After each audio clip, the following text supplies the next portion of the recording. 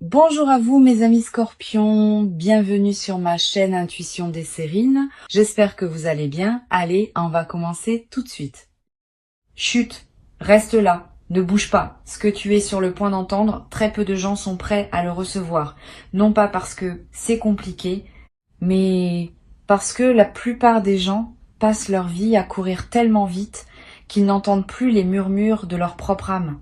Toi, tu t'es arrêté, tu es là. Et ce simple fait raconte déjà quelque chose de profond sur l'endroit où tu en es dans ton parcours. Je vais te confier quelque chose que je perçois, et je te demande de ne pas chercher à l'analyser tout de suite. Laisse-le simplement entrer, comme une goutte de pluie chaude sur une terre assoiffée. Ce que tu appelles ta souffrance est en train de se transformer, pas de disparaître, de se transformer. Et la différence entre les deux est immense. Quand quelque chose disparaît, il ne laisse rien derrière lui. Quand quelque chose se transforme, il devient autre chose. Quelque chose de plus riche, de plus profond, de plus utile. Et c'est exactement ce processus qui est à l'œuvre dans ta vie en ce moment. La douleur que tu as portée, les épreuves que tu as traversées, les nuits lourdes et les matins gris, tout cela n'est pas en train de s'évaporer comme si rien ne s'était passé. Tout cela est en train de devenir le terreau d'une nouvelle réalité. Et cette nouvelle réalité, laisse-moi te la décrire parce que je la sens avec une netteté qui me surprend moi-même. Imagine un forgeron. Il prend un morceau de métal brut, informe, terne. Il le plonge dans le feu. Le métal rougit. Il souffre de la chaleur. Il perd sa forme initiale. Tout observateur extérieur pourrait croire que le métal est en train d'être détruit. Mais le forgeron sait.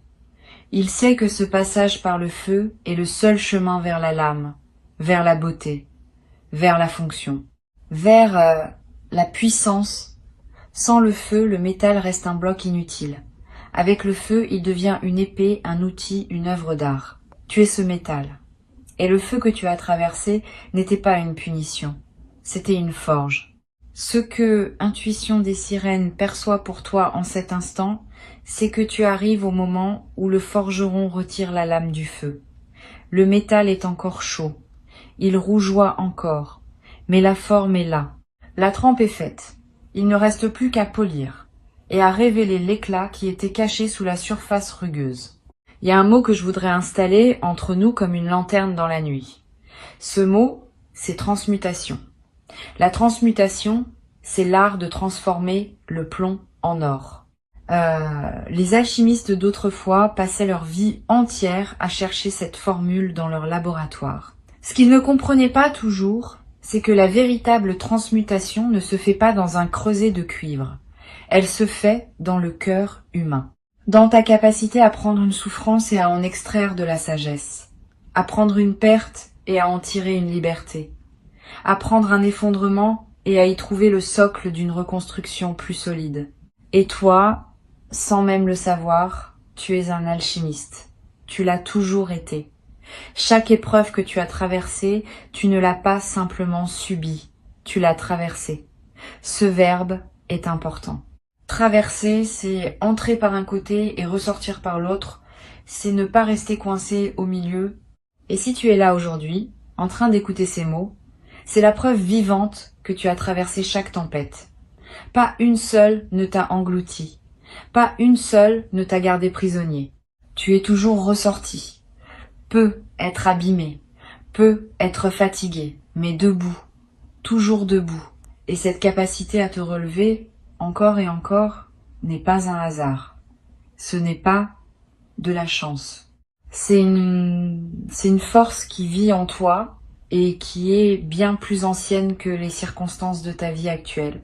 C'est une force d'âme, une résistance du cœur, un refus profond, viscéral, de laisser la nuit avoir le dernier mot. C'est cette force-là qui a préparé le changement dont je vais maintenant te parler.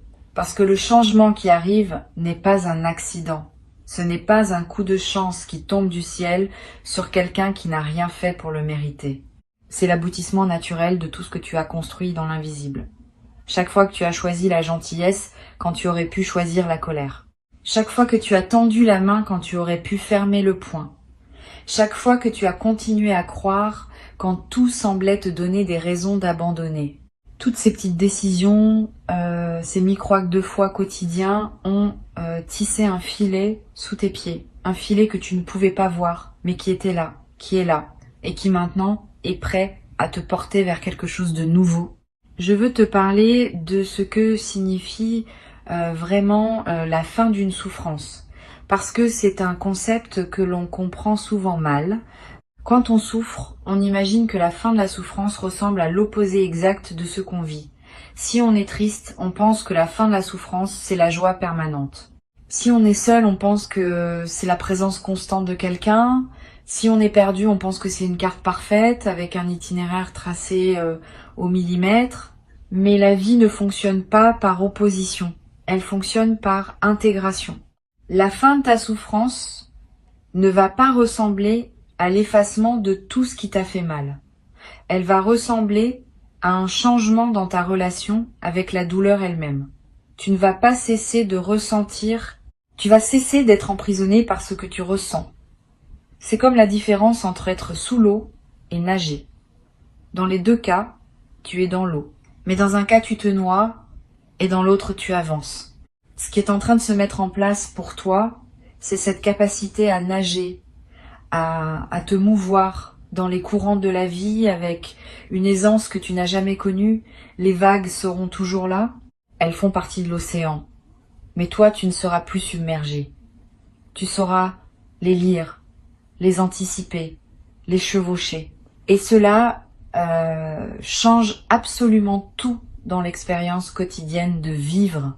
Pense un instant à la dernière fois où tu as ri sans raison.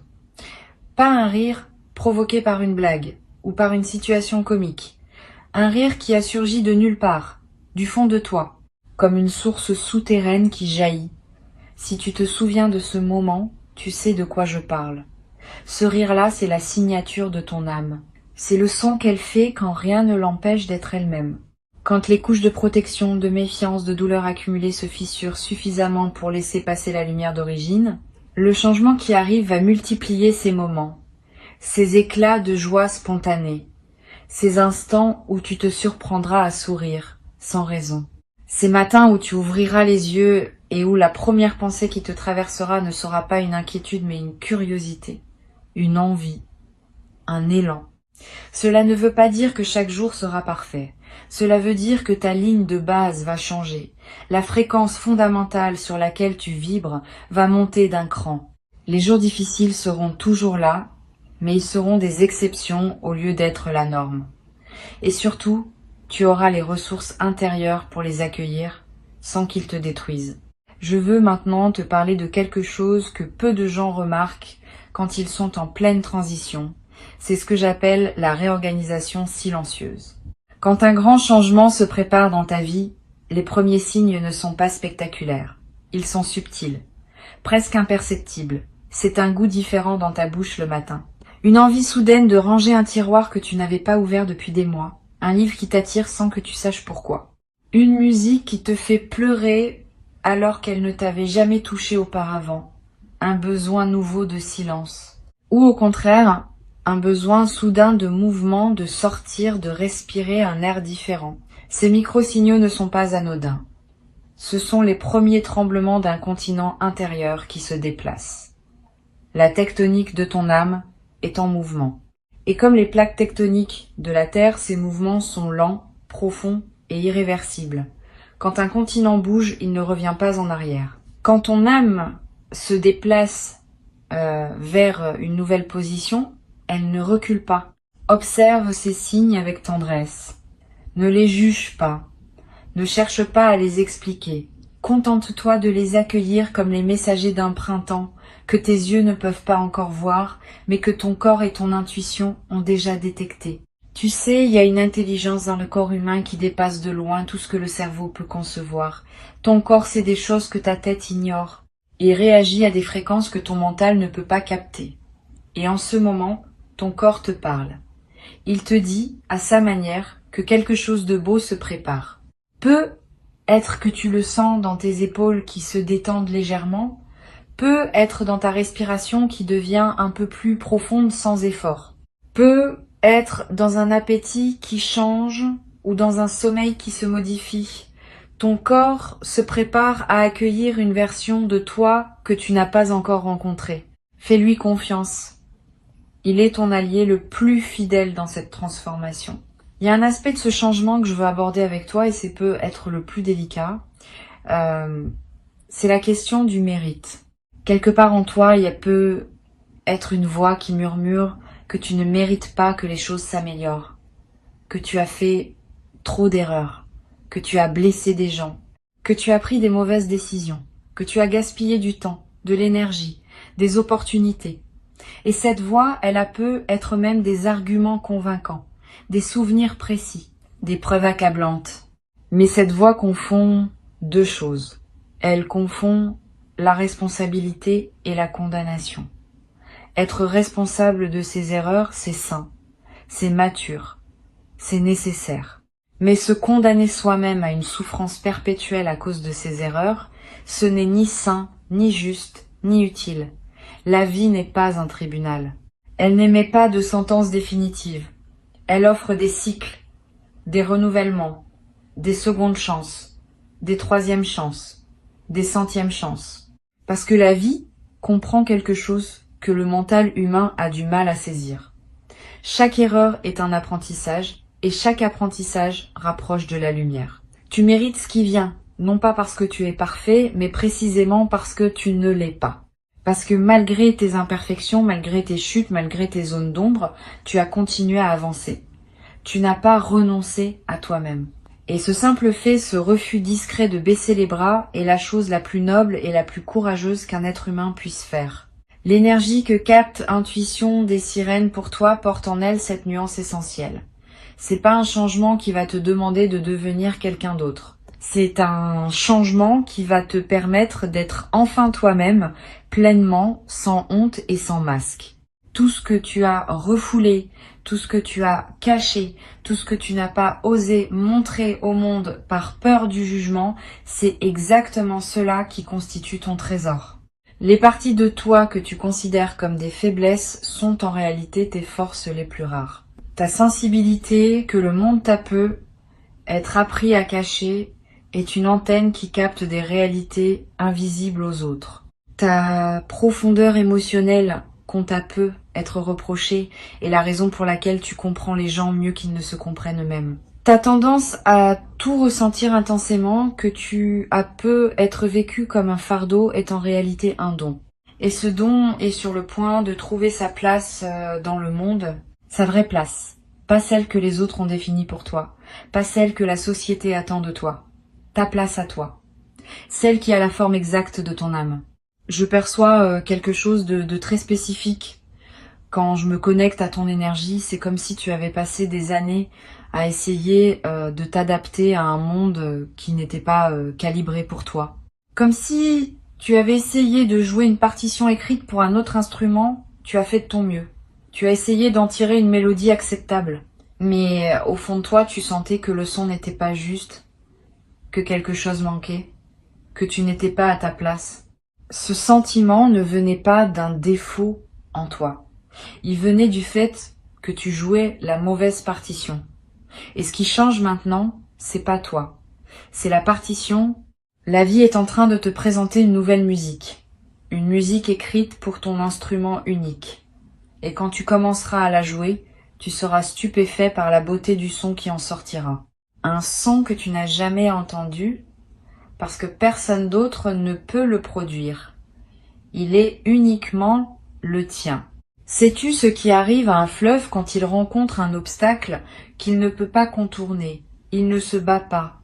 Il ne se fracasse pas indéfiniment contre la roche. Il monte. L'eau s'accumule, gagne en profondeur, en puissance, en volume, et un jour, elle passe par-dessus, où elle trouve une fissure dans la roche que personne n'avait vue, où elle creuse patiemment millimètre par millimètre, jusqu'à se frayer un nouveau chemin. Le fleuve ne doute jamais de sa destination. Il sait qu'il va vers la mer. Il ne sait pas exactement par où, mais il sait vers où. Et cette certitude paisible lui donne une force que rien ne peut arrêter. Tu portes en toi cette même certitude. Peut être qu'elle est enfouie, peut être qu'elle est recouverte de couches, de désillusions et de fatigue. Mais elle est là. Cette conviction sourde, presque animale, que ta vie va quelque part de beau. Que tout ce que tu traverses te rapproche de quelque chose qui mérite d'être vécu. Et voici un aspect de cette transformation que je trouve particulièrement fascinant. Quand une personne commence à changer de l'intérieur, son environnement met un certain temps à s'adapter. C'est comme quand tu changes de lunettes. Pendant les premières heures, le monde semble légèrement décalé. Tes yeux doivent s'ajuster. Et puis, assez vite, tout devient net. Plus net même qu'avant. Tu remarques des détails que tu n'avais jamais vus. Des couleurs plus vives, des contours plus précis. Le monde autour de toi est en train de s'ajuster à ta nouvelle vision intérieure. Les gens vont se repositionner naturellement. Ceux qui résonnent avec la personne que tu deviens vont se rapprocher. Ceux qui résonnaient avec l'ancienne version vont peu être s'éloigner. Et cela peut être déstabilisant au début. Mais c'est un mouvement sain, nécessaire, inévitable. Parce que tu ne peux pas grandir et demander à tout ton environnement de rester exactement le même. La croissance implique le mouvement, et le mouvement implique le changement. N'aie pas peur de ce réajustement. Il ne signifie pas que tu perds quelque chose, il signifie que tu fais de la place pour ce qui correspond vraiment à qui tu es en train de devenir. Il y a aussi, dans ce processus, une forme de deuil lumineux. Un deuil de la personne que tu étais, de ses certitudes, de ses limites, de son monde connu. Et même si ce monde te faisait souffrir, il avait au moins le mérite d'être familier. L'inconnu fait toujours un peu peur, même quand l'inconnu promet d'être meilleur que le connu. C'est normal, c'est humain. Ne te reproche pas cette peur. Accueille-la, remercie-la même, parce qu'elle te prouve que tu es en train de franchir un véritable seuil. On n'a pas peur quand on reste sur place. On a peur quand on avance vers quelque chose de grand. Et ce vers quoi tu avances est grand. Pas grand au sens extérieur du terme. Grand au sens intérieur. Grand comme la paix. Grand comme la cohérence. Grand comme la sensation de se réveiller le matin et de ne plus avoir besoin de porter un masque pour affronter la journée. Maintenant, je veux te parler de la manière dont ce changement va se manifester dans ton quotidien. Pas dans des termes vagues ou abstraits, mais de façon tangible. Tu vas commencer à remarquer que les situations qui te drainaient auparavant n'ont plus le même effet sur toi. Non pas parce qu'elles ont changé, mais parce que tu ne réagis plus de la même façon. Là où tu aurais absorbé la négativité comme une éponge, tu vas la laisser glisser sur toi. Non pas par indifférence, mais par discernement. Tu sauras instinctivement ce qui te concerne et ce qui ne te concerne pas. Ce qui mérite ton énergie et ce qui n'en mérite pas. Cette capacité de tri émotionnel est l'un des signes les plus clairs d'une élévation intérieure. Elle ne s'enseigne pas dans les livres. Elle s'acquiert par l'expérience vécue et par la maturité de l'âme. Tu vas aussi remarquer un changement dans la qualité de tes pensées. Les pensées parasites, ces boucles mentales qui te maintenaient éveillé la nuit, vont commencer à perdre de leur emprise. Elles ne vont pas disparaître d'un coup où le mental est tenace, mais elles vont s'espacer. Et dans les espaces entre ces pensées, tu trouveras quelque chose que tu n'avais peu être plus connu depuis longtemps. Le calme. Pas le calme forcé de celui qui médite parce qu'on lui a dit que c'était bon pour lui. Le calme naturel de celui qui n'a plus besoin de fuir ses propres pensées. Le calme de celui qui est en paix avec son paysage intérieur. Ce calme va devenir ton refuge et ta force. Pas un refuge où tu te caches du monde, mais un refuge d'où tu t'élances vers le monde. Avec plus de clarté, plus de présence, plus de joie. Et la joie dont je parle n'est pas l'euphorie passagère que procure un événement heureux. C'est une joie de fond, une joie structurelle. Comme la note fondamentale d'un accord de musique, celle sur laquelle toutes les autres notes s'appuient. Cette joie-là ne dépend pas de ce qui se passe autour de toi. Elle dépend de ce qui se passe en toi. Et ce qui se passe en toi, en ce moment même, est en train de poser les fondations de cette joie durable. Il y a un paradoxe magnifique dans ce que tu vis. Tu as cherché pendant longtemps la sortie de ta souffrance. Tu as cherché des portes, des clés, des solutions. Tu as demandé des réponses à l'extérieur. Et ce que tu découvres maintenant, c'est que la porte était ouverte depuis le début. Tu ne la voyais pas parce que tu regardais dans la mauvaise direction. La sortie de ta souffrance n'était pas devant toi, elle était en toi. Ce n'est pas un cliché, c'est la vérité la plus concrète qui existe. Parce que le jour où tu changes la manière dont tu te regardes toi-même, le monde entier se réorganise autour de cette nouvelle vision. Les mêmes rues, les mêmes visages, les mêmes journées, mais vues à travers des yeux neufs. Des yeux lavés par tout ce que tu as pleuré.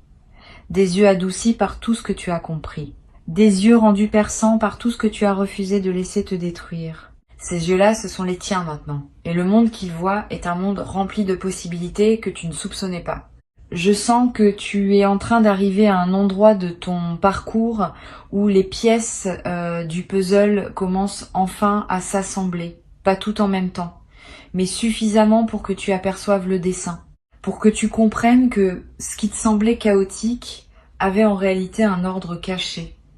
Un ordre bienveillant. Un ordre qui travaillait pour toi-même quand tu pensais que tout travaillait contre toi.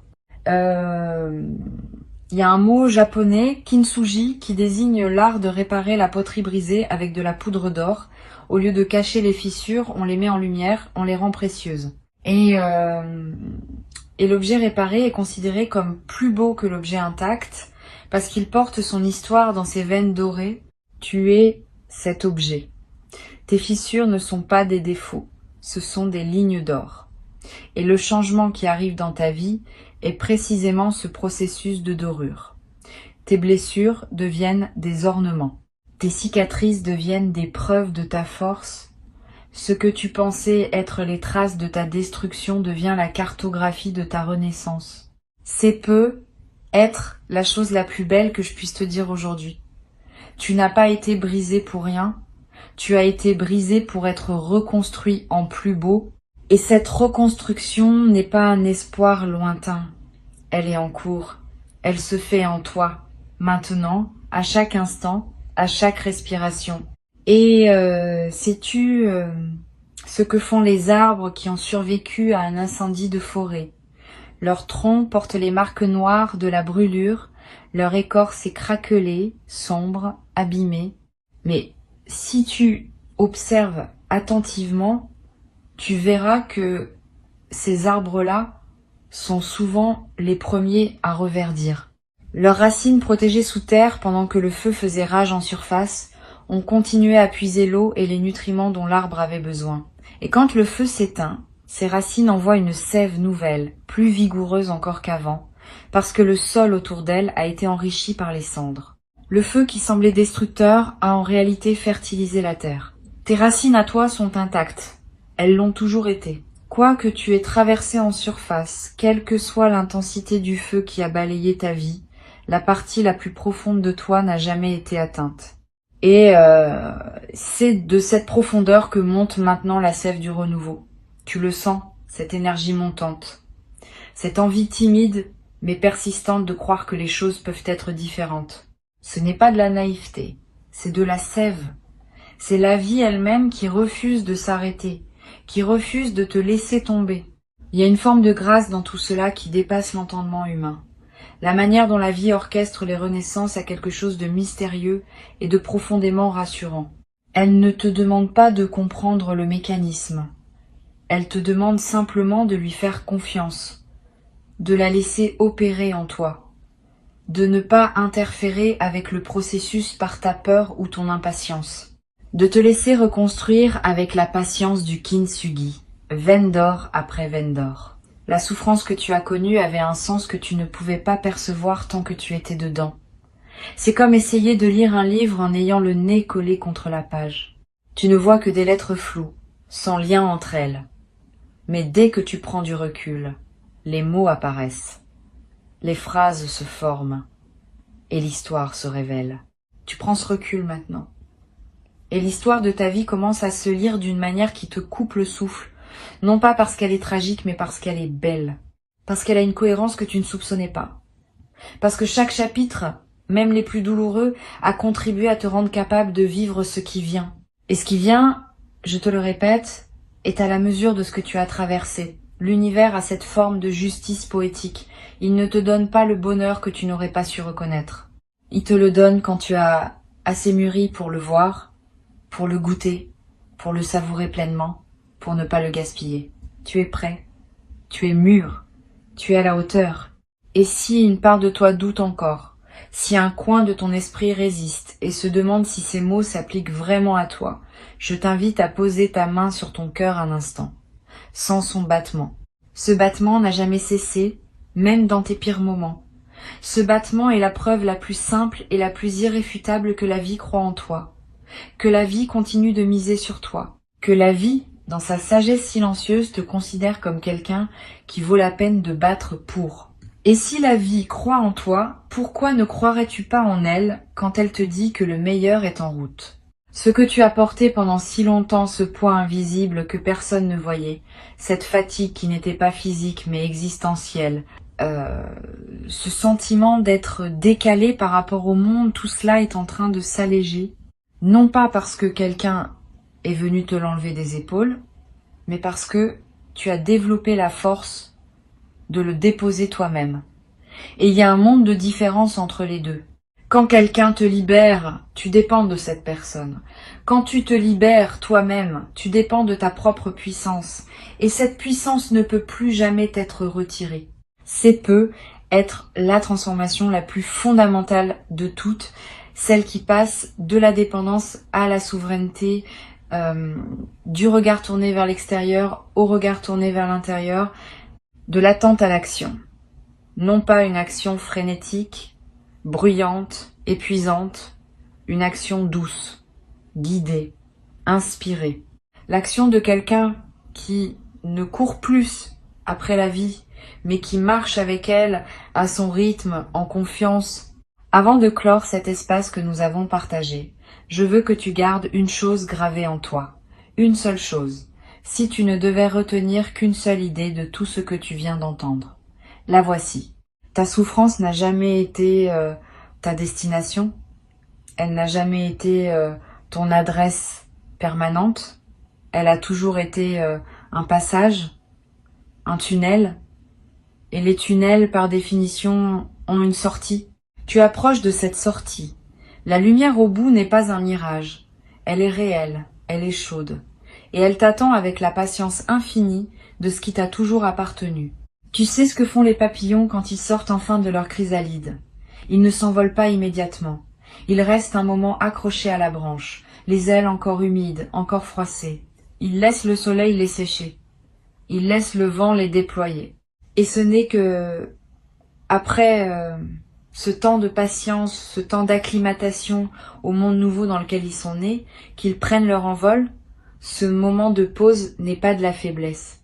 C'est de la sagesse instinctive. C'est le corps qui sait qu'il faut se préparer avant de voler. Tu es dans ce moment de pause. Tes ailes se déploient. Le soleil de ta nouvelle vie les sèche doucement.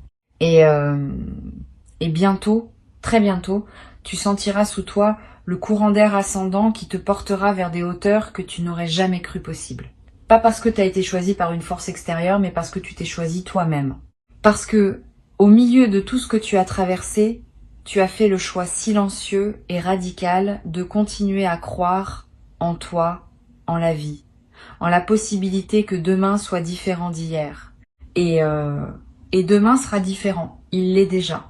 Si tu es arrivé jusqu'ici, si tu as laissé chacun de ces mots se poser dans ton cœur sans les rejeter, c'est que le message d'intuition des sirènes était destiné à te trouver, pas à te convaincre, pas à te divertir, à te trouver, comme une lettre que l'univers avait écrite à ton nom et qu'il attendait le bon moment pour te remettre. Ce moment, c'est maintenant, et toi, tu es exactement là où tu dois être. Respire profondément, souris, même légèrement, et sache que la prochaine fois que tu ouvriras les yeux sur le monde, tu verras quelque chose que tu n'avais jamais vu avant. Non pas parce que le monde aura changé, mais parce que toi, tu auras changé. Et c'est tout ce qu'il fallait.